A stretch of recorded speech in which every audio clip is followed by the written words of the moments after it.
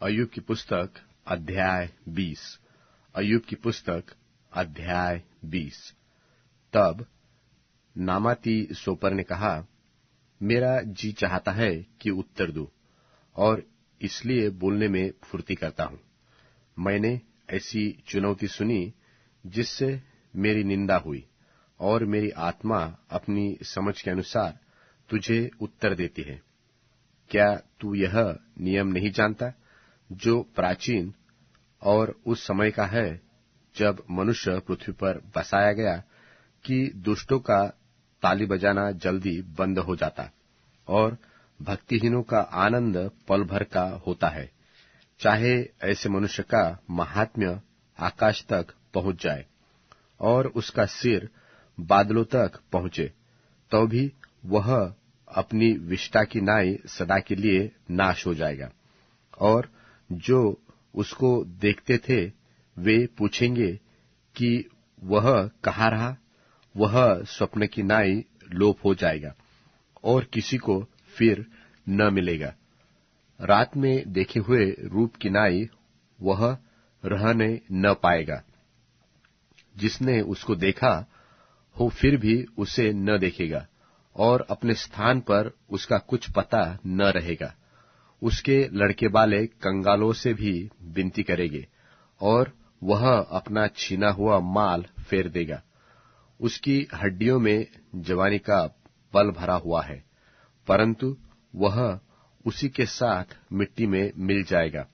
चाहे बुराई उसको मीठी लगे, और वह उसे अपनी जीभ के नीचे छिपा रखे, और वह उसे बचा रखे और न छोड़े, वरन उसे अपने तालू के बीच दबा रखे, तो भी उसका भोजन उसके पेट में पलटेगा। वह उसके अंदर नाक का सा विष बन जाएगा। उसने जो धन निगल लिया है उसे वह फिर उगल देगा। परमेश्वर उसे उसके पेट में से निकाल देगा। वह नागों का सा विष चूस लेगा। वह करेत के डसने से मर जाएगा। वह नदियों अर्थात मधु और दही की नदियों को देखने न पाएगा। जिसके लिए उसने परिश्रम किया, उसको उसे लौटा देना पड़ेगा, और वह उसे निगलेगा पाएगा। उसकी मूल ली हुई वस्तुओं से जितना आनंद होना चाहिए उतना तो उसे न मिलेगा, क्योंकि उसने कंगालों को पीसकर छोड़ दिया।